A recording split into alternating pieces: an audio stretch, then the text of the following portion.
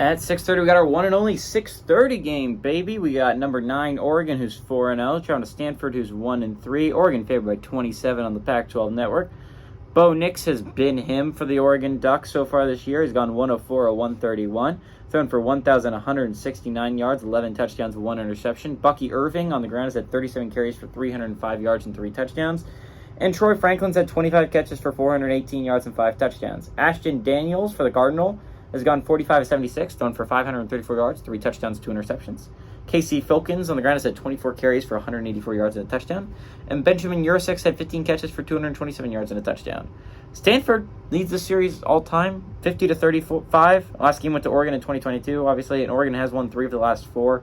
But not the domination I would have expected recently from Oregon. I mean, Oregon has been a really good program for a little bit now, and Stanford, since I've started watching football, has not been the greatest football program. But, I don't know, somehow Stanford keeps it close.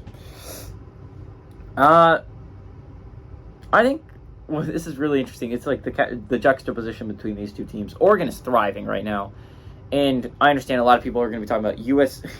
Pac-12 so full of teams that you legitimately could talk about so many of them and be like, this team could legitimately win the Pac-12, and you're not wrong. Like, USC is obviously going to be talked about a lot. Washington's offense is so dynamic. Oregon's such a well-rounded team. But when Utah gets back Cam Rising, they won it back-to-back years with him, and they have one of the best defenses. And when Cam Rising's there, one of the best offenses in the Pac-12. You talk about Washington State, how the Cougs are playing phenomenal football right now. Talk about Oregon State for all they're playing good football too right now. I mean, it's crazy, but the Pac-12 is so stacked with teams. You could talk about being like so great football.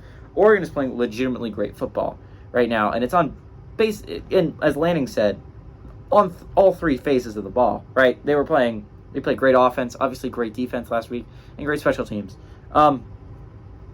Oregon's playing some tremendous football at the moment, and they really proved against Colorado that Colorado has a long way to go before their Oregon level, and damn, they really made that statement very clear. Stanford's coming off some heartbreaking losses, right? The Sacramento State one's a rough one just because it's Sacramento State and you're playing at home. You need to win that football game and you lost to Sacramento State. Last week hurts a little bit more too because you were playing Arizona, and that's a good Arizona team that you could have beaten and you didn't. That was a game that was in your hand for the majority of it, and you let Arizona back into it and they won because of it.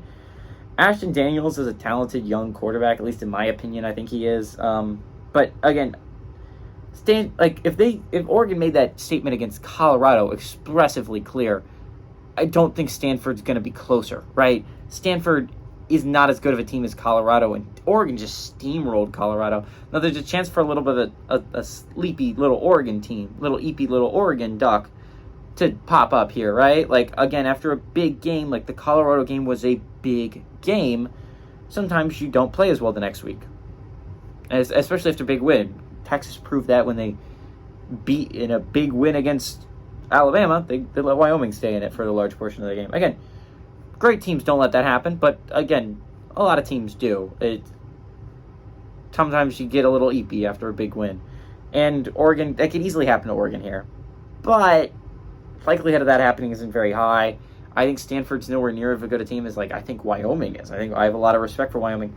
I don't think Stanford's really that great of a football team. I think Stanford I would argue that they were the second worst, but honestly, Arizona State looked really good against USC, and honestly, I really like where their coach is taking them. So, I don't know, Stanford's arguably one of the worst teams in the Pac-12. I'm going to go with Oregon to win and cover it on the road.